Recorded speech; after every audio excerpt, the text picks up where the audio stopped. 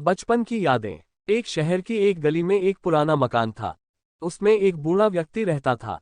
उसका न कोई रिश्तेदार था न कोई दोस्त। वह हमेशा अकेला रहता था। इस पुराने मकान के ठीक सामने एक छोटा सा घर था। उस घर में एक छोटा बच्चा रोहित अपने माता पिता के साथ रहता था। बूढ़े व्यक्ति को बच्चे बहुत अच्छे लगते थे।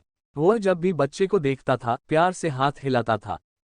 छोटा बच्चा भी अपनी खिड़की में खड़े होकर जवाब में उसकी ओर देखकर हाथ हिलाता था। धीरे धीरे दोनों की दोस्ती हो गई। रोहित बूढ़े व्यक्ति को दादाजी कहकर बुलाने लगा। दादाजी अक्सर रोहित के लिए बिस्कुट लाते थे। कभी कभी वे उसके पसंद की चॉकलेट लाकर भी उसे देते थे। एक दिन रोहित ने भी उन्हें अपना एक खिलौना दिया। अपना टीन का सिपाही यानी टिन। दादाजी ने कहा कि वे इसे बहुत संभाल कर रखेंगे।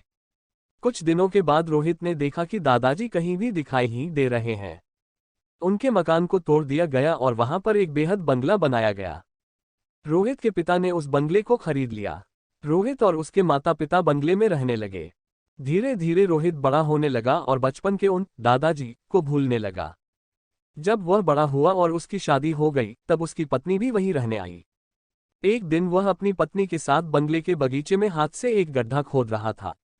वहां वह एक बीज बोना चाहता था, तभी उसकी उंगली में कुछ चुभा।